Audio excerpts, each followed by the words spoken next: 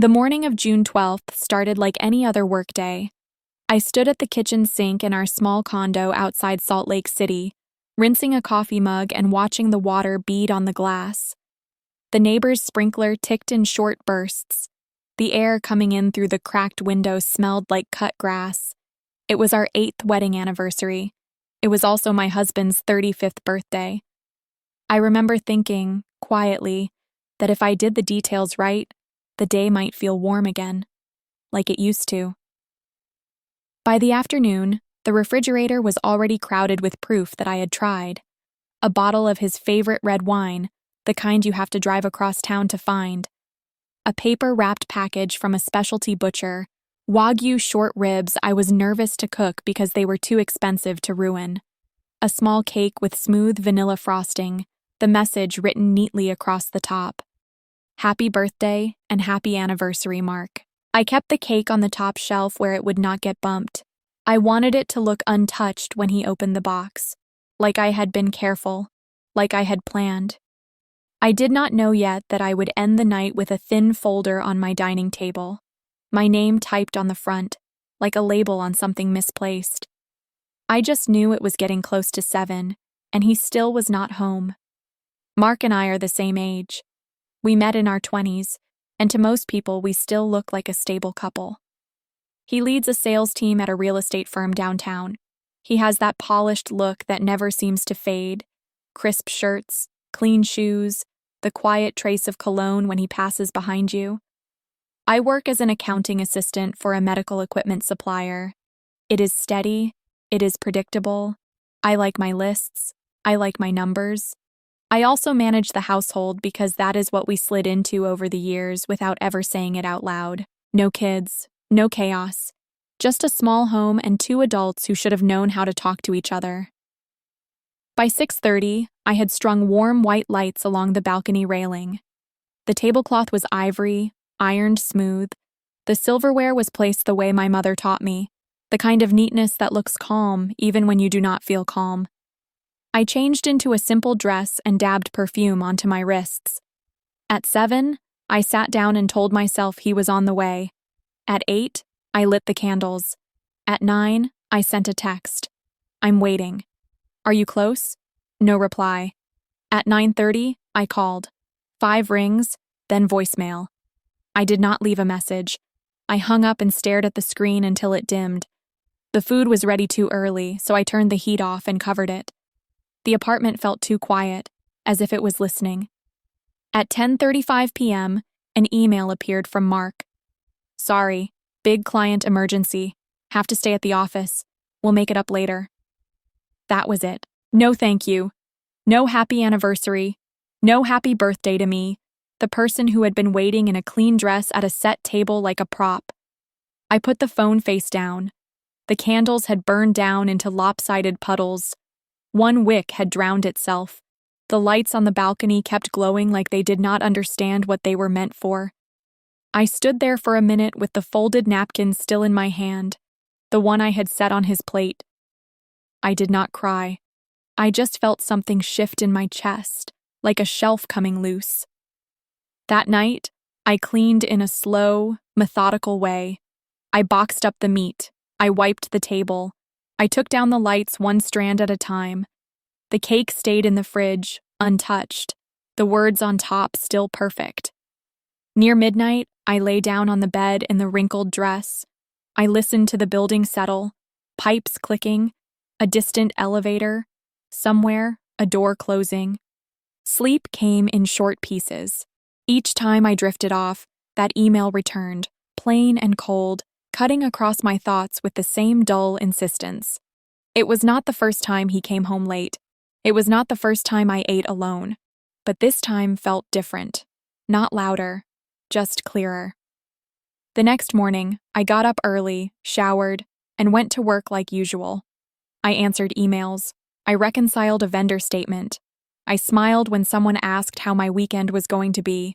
I kept my voice even. All day, there was nothing from Mark. No call, no text, not even a quick line to say he was alive. At lunch, my unease hardened into something practical. I stopped waiting for him to behave like a husband and started treating the silence like information. I called his office. When the receptionist answered, I asked for Mark, and I kept my tone polite, as if this was any other workday question. There was a pause on the line, the kind that lasts half a second too long. Then she said carefully, "Oh, he resigned 3 days ago. He didn't leave any forwarding information." I did not respond right away. I stood in the hallway outside our accounting area, my back against the cool wall, staring at a framed poster about compliance. The air felt thicker than it should have. My heart sped up, not in panic exactly, more like recognition. 3 days ago. That meant he had already been leaving before I knew he had packed anything at all. When I finally spoke, my voice sounded normal, even to me. "Thank you," I said. I ended the call and walked back to my desk. I finished what I was doing. I told my manager I had a personal matter and needed to leave on time. Then I drove home. Every red light felt longer than usual. The sky had that pale, early summer brightness that makes everything look too exposed. By the time I pulled into our lot, my hands were steady on the wheel, but my stomach felt hollow. I climbed the stairs to the 3rd floor, unlocked the door, and stepped inside. My eyes went straight to the shoe rack. There was an empty space on the 2nd row where Mark's brown leather dress shoes always sat, toes pointed outward like he was ready to walk back in. I stood there, still holding my keys, and listened. No movement, no familiar sounds, only the quiet of a home that suddenly felt like it belonged to someone else. I closed the door behind me and did not lock it right away. That sounds small, but it mattered. It was the first time in years I stood inside our place and realized I did not know if he was coming back through it. I set my keys on the entry table. I kept my shoes on. The living room looked normal at first glance. Throw blanket folded, remote on the side table, a faint scent of lemon cleaner from the morning. Then I noticed what normal used to hide. The 2nd hook on the coat rack was empty. His navy work jacket was gone. The charging cable that always hung over the edge of his desk was missing too, the one he would snap at me about if I moved it even an inch. I walked to the bedroom slowly, like I was trying not to startle an animal. The door was half open. Light from the window fell across the carpet in a clean rectangle. I could hear my own breathing, steady, controlled. I pushed the door wider. Mark was there. He stood near the dresser beside an open suitcase laid flat on the bed. Clothes were piled in quick stacks, not the careful way I folded laundry, but the fast way someone packs when they already decided. A duffel bag sat on the floor, a tie draped over the chair like he had tossed it without looking. He looked up at me and his face did not change.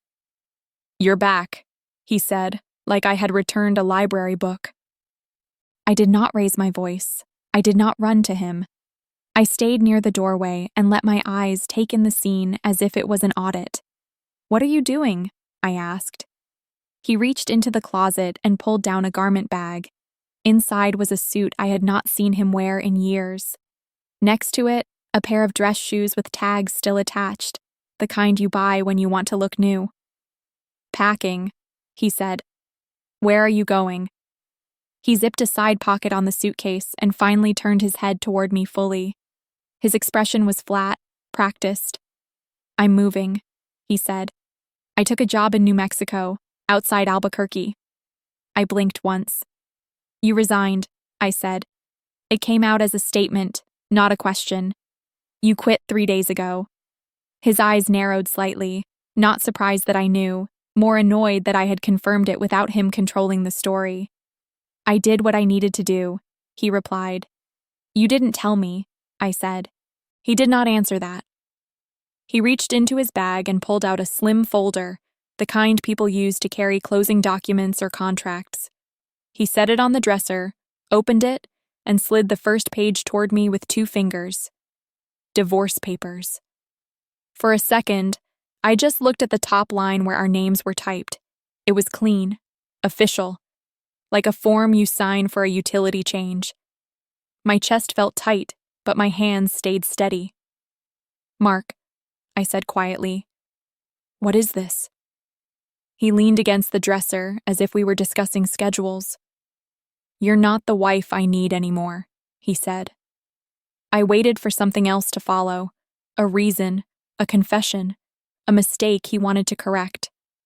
Nothing came. I stepped closer and picked up the papers. The pages rustled softly, a thin sound that felt too loud in the room. "What are you talking about?" I said. He started listing things like he had practiced them.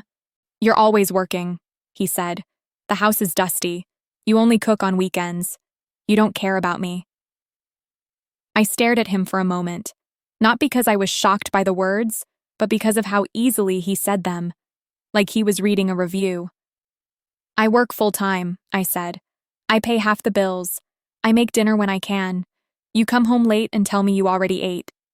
He shrugged, small and dismissive. "That's your choice," he said. "I'm done debating." "I'm not debating," I said. My voice stayed calm.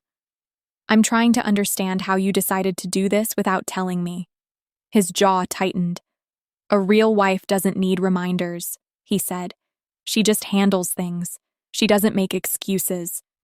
That line landed in a strange way, not like a punch, more like a confirmation of something I had been avoiding for years. I looked past him at the bed, at the suitcase, at the new shoes with tags, at the careful, private life he had been building without me. "You rented a place already?" I said. "Yes," he replied, like it was obvious. "Near the new job. I start next week." I held the folder with both hands. "So this is it," I said. 8 years, and you walk out with paperwork." "I don't owe you anything," he said. Then he lifted the suitcase off the bed, zipped it fully, and carried it toward the door. I moved once, not fast, not frantic, just enough to stand in the hallway. He stopped, looked at me, and his eyes were cold in a way that felt unfamiliar and completely familiar at the same time. "Don't make this harder," he said. I did not yell. I did not beg. I stepped aside because I understood something in that moment, something practical and sharp.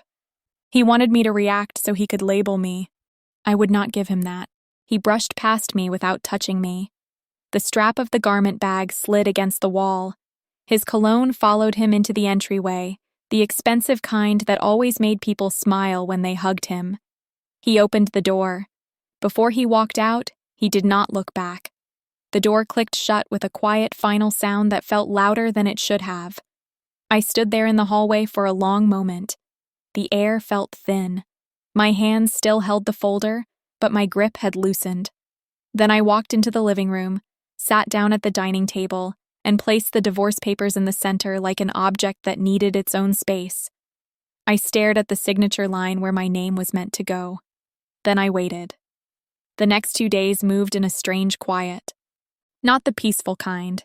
The kind where everything in the apartment sounds louder because one person is missing. The refrigerator motor, the hallway footsteps outside our door, the click of my laptop when I opened it at night, even though I had no real work left to do. Mark did not come back. He did not ask if I was safe. He did not ask if I had read the papers. He did not ask anything at all. I kept going to work. I kept doing my job. I smiled at the right moments. I answered questions with short, normal sentences. But every time I had a free minute, my mind did what it always does when something feels unstable. It started sorting. On the second evening, I sat at the dining table with the divorce packet in front of me and my notebook beside it. I did not open a bottle of wine. I did not put music on. I just turned on the overhead light and read each page slowly.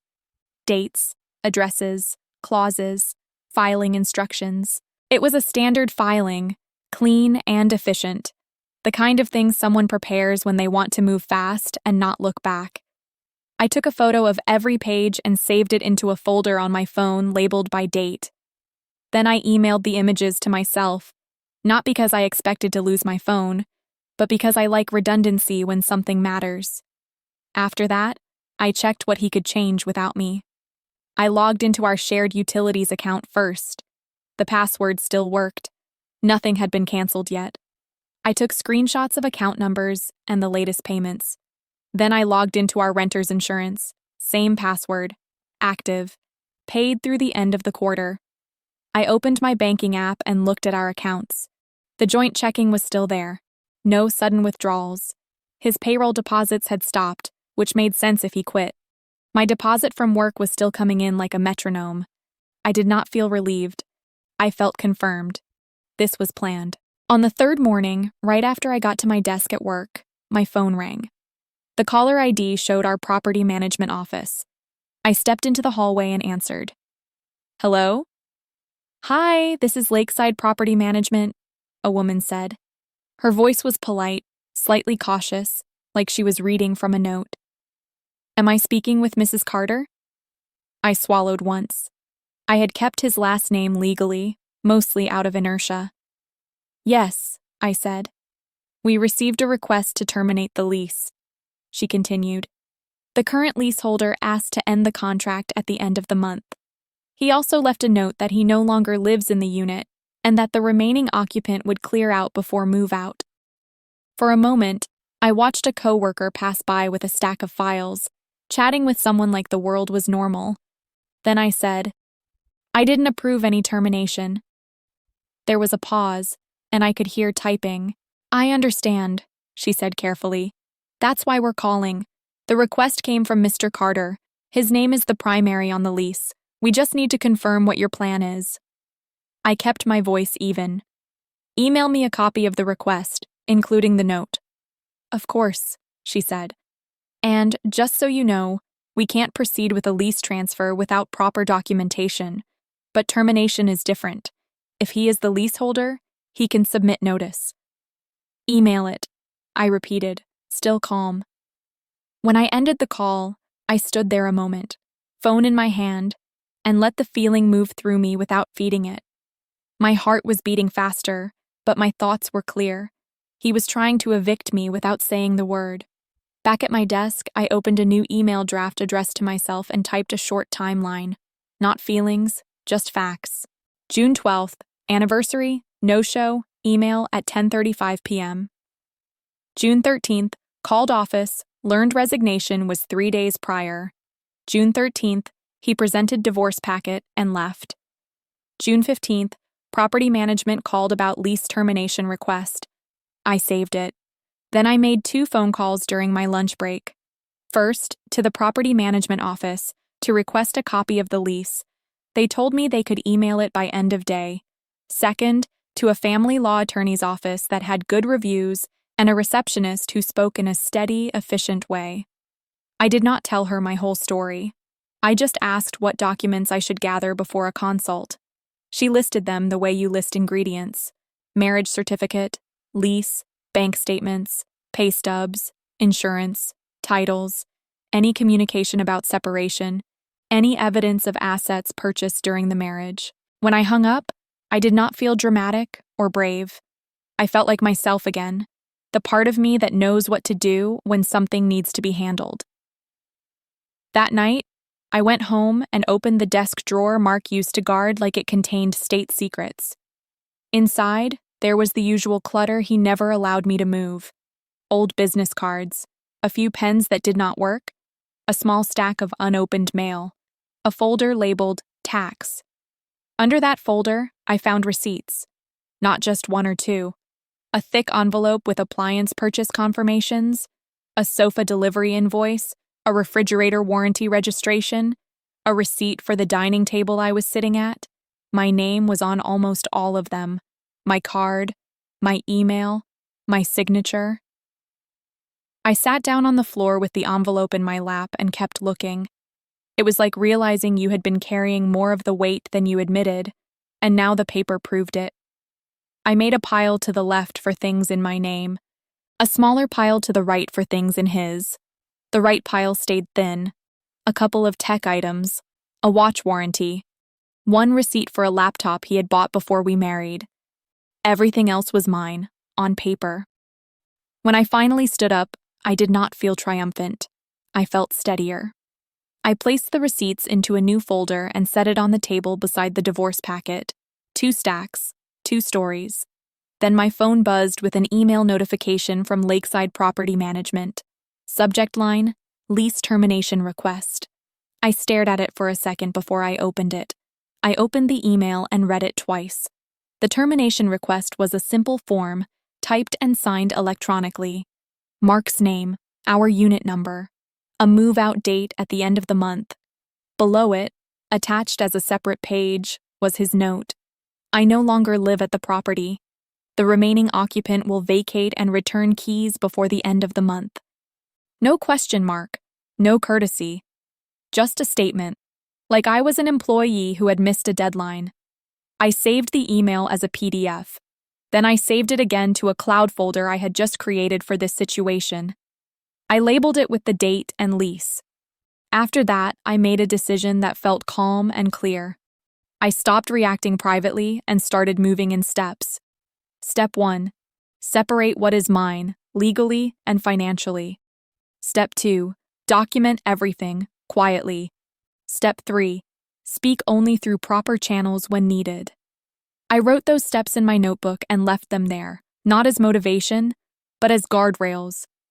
That evening, I did not call Mark. I did not ask him to explain.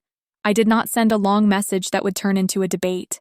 Instead, I called Lakeside Property Management back and asked one simple question. If the lease is in his name and he submitted termination, what options do I have to stay? The woman on the phone sounded relieved that I was being practical. We can do a new lease in your name, she said. You would need to apply and meet income requirements. We'd need your documentation. We can also hold a meeting with you and your husband, but there won't be a meeting, I said. My voice stayed gentle. Email me the application and the requirements. She did. Then I did something else I had been avoiding for years. I pulled out the binder where I kept our household paperwork and updated it like I was doing a year-end close. My pay stubs, my W-2s, my bank statements, the utility bills showing consistent payment, the renter's insurance, the receipts for furniture and appliances. I built a file that said, without emotion, I am the one who can maintain this home. The next morning, Mark called. I was making coffee. The apartment was quiet except for the machine humming. I watched his name on the screen for a few seconds before I answered. Not because I missed him, because I wanted the facts. Hello, I said. His voice came through flat, efficient. I informed the leasing office we're terminating at the end of the month, he said. You should start packing. I set my mug down carefully. You don't think you should have asked if I have somewhere else to go? I said. You're an adult, he replied. Figure it out.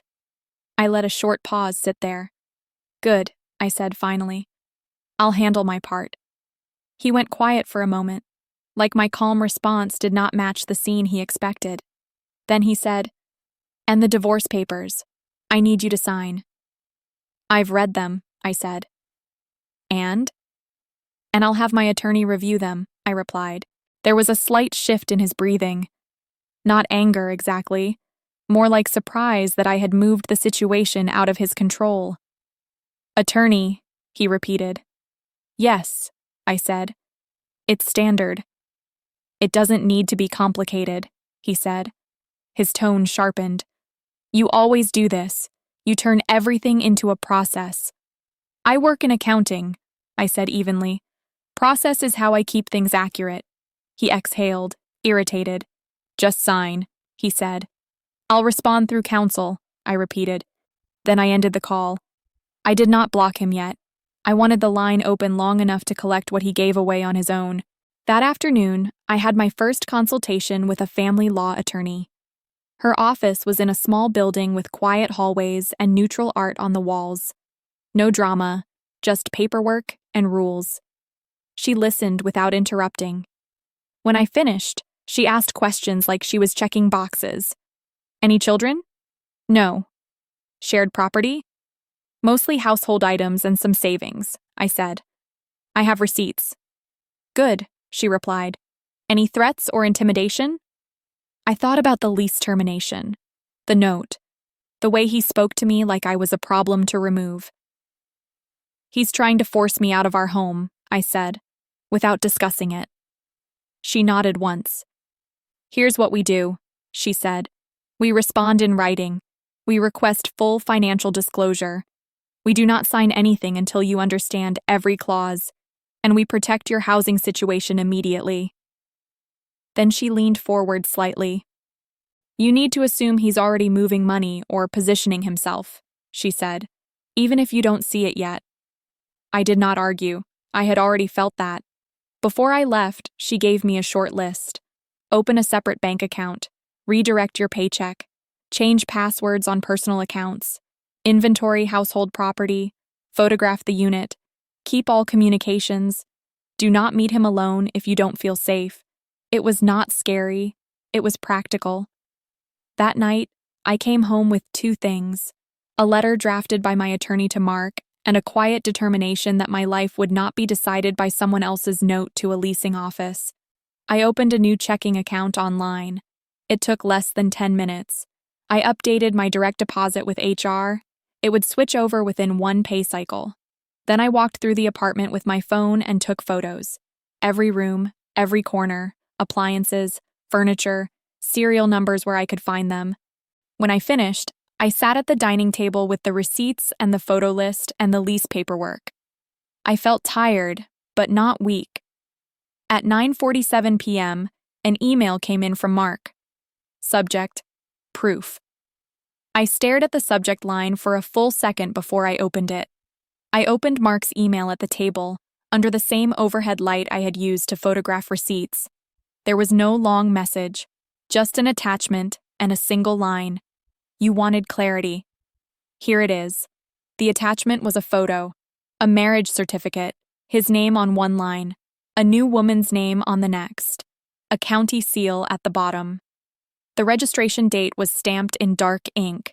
It was dated one day after our divorce paperwork had been processed for filing. I did not move right away. I just looked at the date until it stopped feeling like a typo and started feeling like intent. My phone rang almost immediately. Mark. I answered on the third ring and put the call on speaker. Not to be dramatic, just to keep my hands free. Hello, I said. His voice came through with a brightness I had not heard in years. It was the same tone he used in public when he wanted to sound successful. You saw it, he said. The proof. Yes, I replied. A small pause. I could tell he wanted more, a reaction, a question, something he could frame as weakness. When I stayed quiet, he filled the space. I remarried, he said, like he was announcing a promotion. Life's finally moving the way it should. I kept my voice steady. Who is she? He gave a short laugh, satisfied. Her name is Sienna, he said. Same age range as you, but different attitude, different priorities. I did not comment. She comes from a real family, he continued. Her parents own a real estate group in northern New Mexico. Not some small office, I'm talking serious. They helped me step into an executive role, vice president level. He said it slowly, enjoying each word. I looked down at my notebook, the timeline I had written in plain dates. It kept me anchored. So that's why you needed the divorce fast, I said. It's not just that, he replied. I couldn't stay married to someone who acted like work mattered more than her home. I let a quiet pause sit there. You filed for divorce, I said, then married someone else immediately, and you're calling to explain my flaws. Is that what this is? He hesitated, just briefly. Then he recovered. I'm telling you I made the right decision, he said, and you should accept it. I kept my tone calm. I already have. That seemed to throw him off more than anything else. He tried again, sharper this time. You always did that, he said. You shut down. You go cold. I'm not cold, I replied. I'm clear. Another pause. I could hear a faint background noise on his side, like a TV in another room, or a house with other people in it. Then he added, almost casually, and she's pregnant. I did not respond right away.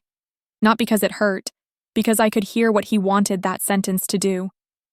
She's 3 months along, he continued. A baby girl. I inhaled slowly and let it out. That's your life, I said. This call doesn't change mine. His voice tightened.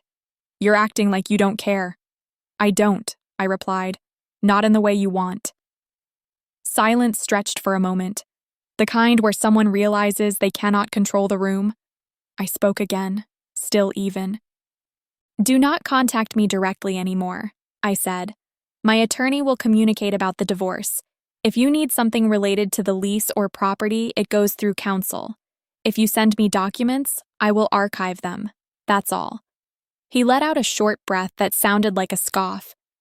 You think you can talk to me like that? He said. I can, I replied.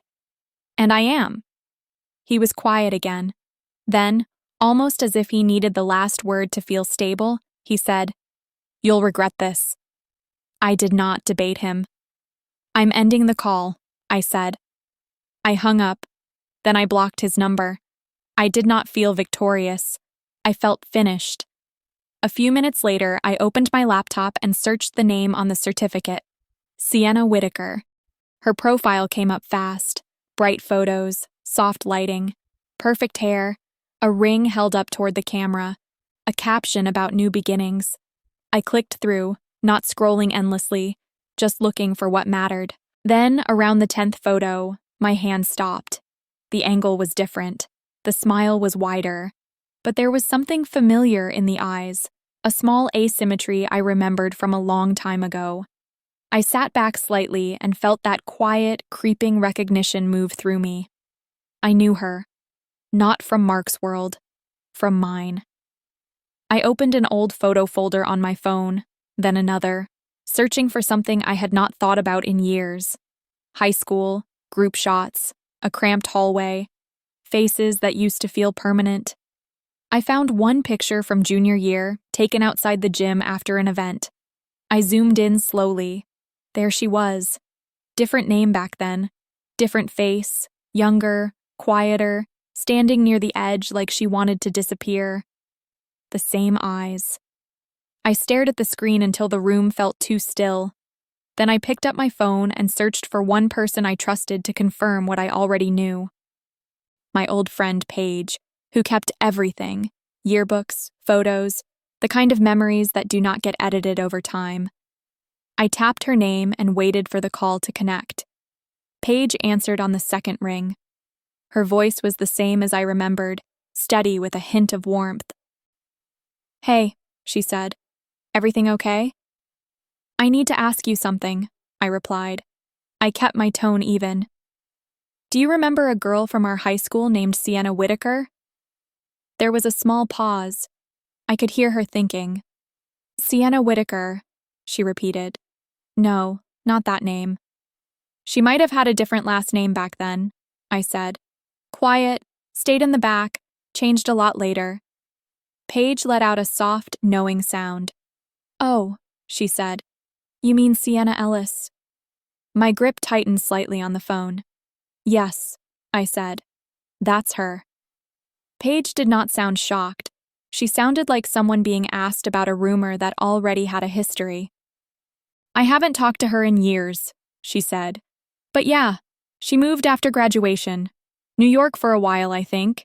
She came back later. She's done a lot of work. Like, a lot. I stared at the marriage certificate photo still open on my laptop. How do you know? I asked. Paige laughed once, not unkindly. Because people talked, she said. She didn't exactly hide it. Nose, chin, jaw, eyes. She posted about reinventing herself, and she was always very strategic about who she was around. I let the word settle, strategic. It fit too cleanly.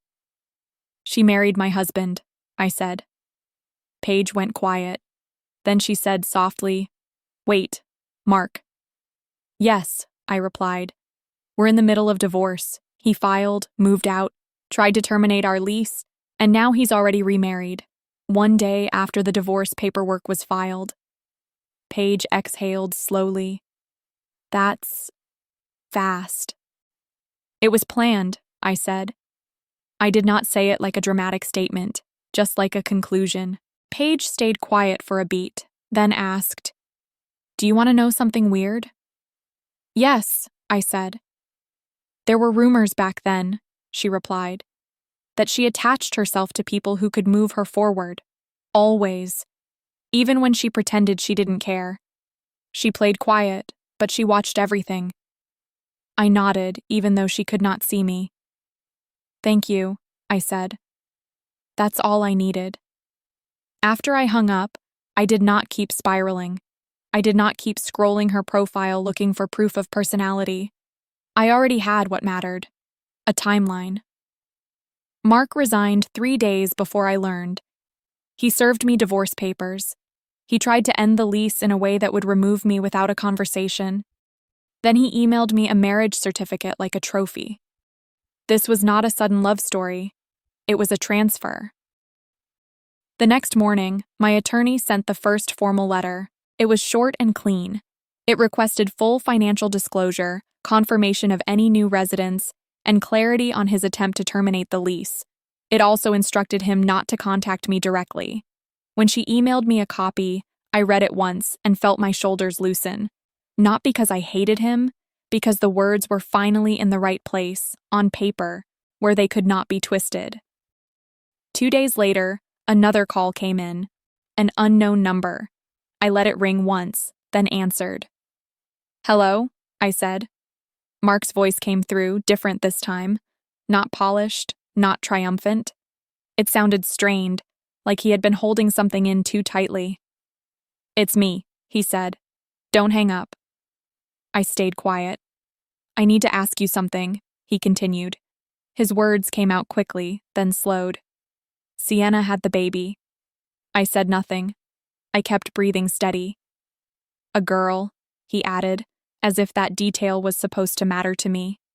I waited. Then he said it, the thing that was clearly eating him alive. She doesn't look like either of us.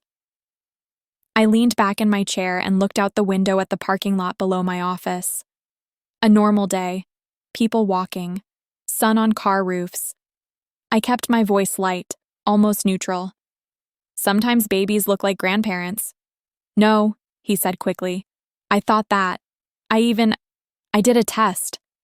I blinked once. A DNA test. Yes, he replied. She's mine. That's not the problem. But she doesn't look like me. She doesn't look like Sienna. It doesn't make sense. I let silence sit between us for a moment. I did not rush to fix his discomfort. Then I said, What exactly are you asking me? He hesitated. I could hear it. A grown man trying to decide how to say he was afraid of his own reflection. You laughed, he said. His voice lifted slightly, tight with accusation. When I told you her name, when I told you about her, you knew something. I knew who she was, I replied. You knew her from school, he said. So tell me why this is happening. I kept my tone calm. This is not something that's happening to you. This is just genetics. He went quiet. I could hear breathing, like he had stepped away from someone else in the room. Then he said, lower. Sienna won't hold the baby. I did not respond immediately. I let the sentence land. She turns away, he continued. Her mother keeps taking the baby from her. She says she's exhausted, but... His voice cracked slightly, then steadied. It's not that. It's her face. She looks at the baby's face and she panics. I closed my eyes for a second, not because I felt sorry for them, but because I felt the weight of an innocent child entering a home built on pretending. I spoke slowly. You both built your lives around an edited version of yourselves, I said. That's your choice. But a child doesn't come from edits. She comes from what's real. Mark swallowed hard. So you think she's going to look like the old me? I thought of the drawer I had opened, the hidden papers, the guarded desk, the way he erased his own past like it was shameful. I kept my voice steady. She will carry your DNA, I said. That's not punishment. That's just biology. He exhaled, shaky. What am I supposed to do? I sat upright, and this was the first time my voice sharpened, not with anger, but with boundaries. You don't call your ex-wife for emotional support, I said.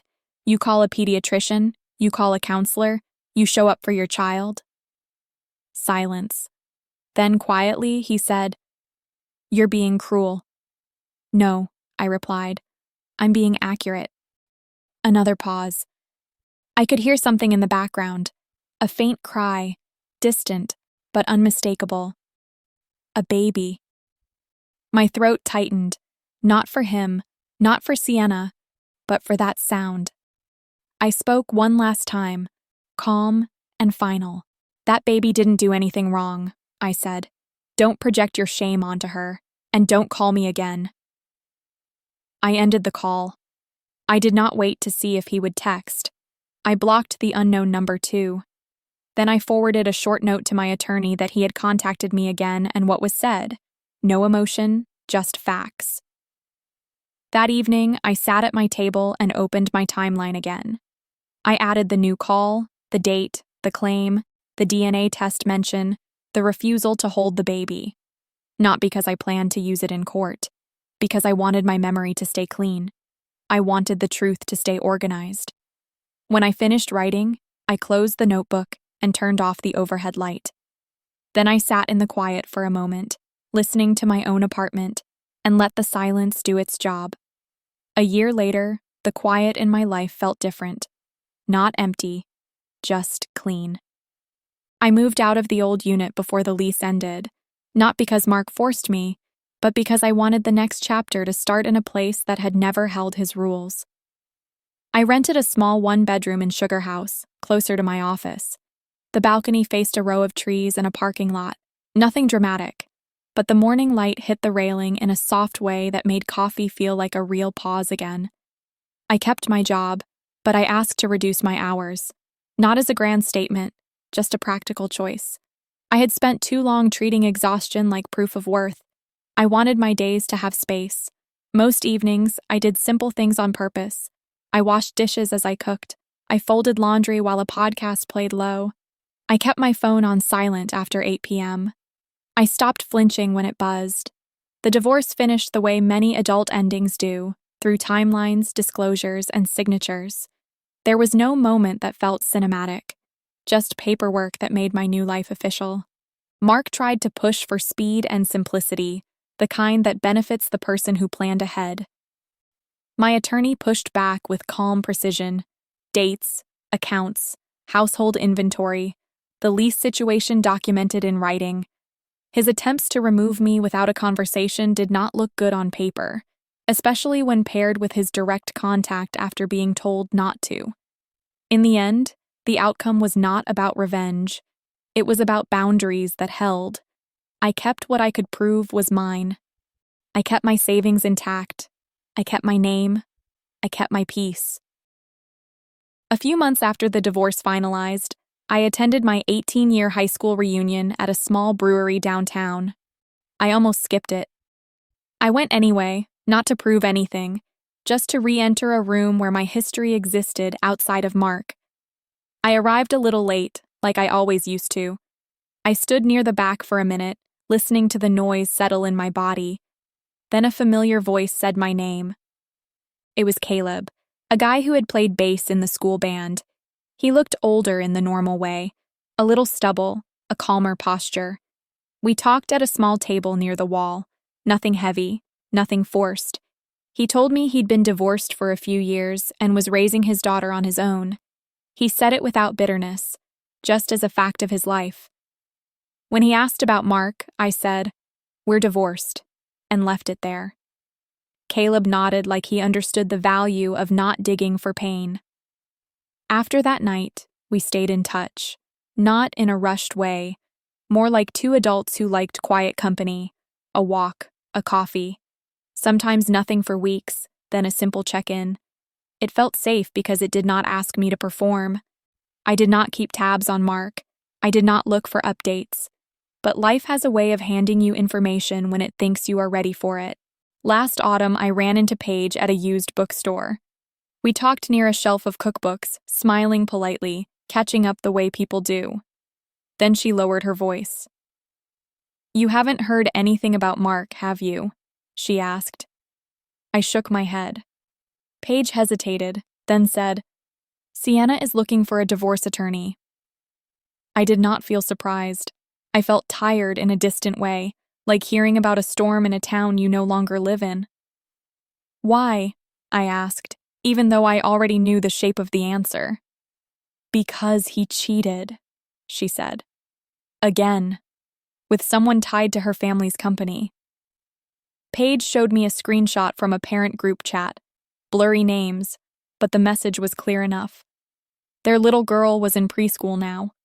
Another child had repeated something an adult said, something about Sienna having surgery, something cruel and careless. The child cried for days, not because she understood plastic surgery, but because she understood being singled out. I stood there in the bookstore aisle and felt my chest tighten, not for Mark or Sienna, but for that little girl. Paige watched my face. It's not your problem, she said quietly. I know, I replied, but she didn't choose any of it. On the drive home, I kept thinking about the sound I'd heard on Mark's call that day, the faint baby cry in the background, and how quickly adults turn their shame into a child's burden. That night, I did what I always do when I need to return to myself. I cleaned the kitchen slowly. I set out clothes for the next day. I made tea and sat on my balcony with the mug warming my hands. Cars passed below. Leaves shifted lightly in the breeze. My life felt ordinary, and that was the point. A few weeks after that, a woman from my office, Jenna, asked if she could talk to me after work. We stood near the elevator while the building emptied. She looked nervous, like someone trying not to take up space. My husband wants me to sign something, she said. He says it's nothing, just a form for the apartment. But he won't let me read it long. He gets annoyed. I keep thinking I'm overreacting. I looked at her for a moment. Then I said, You're not overreacting. Take a photo. Send it to yourself. Read it when you're calm. If you don't understand it, you ask someone who does. Jenna blinked like that was permission she'd never been given. That was when I realized my story was not only mine anymore. Not because it was special, but because situations like this are common, just dressed in different clothes.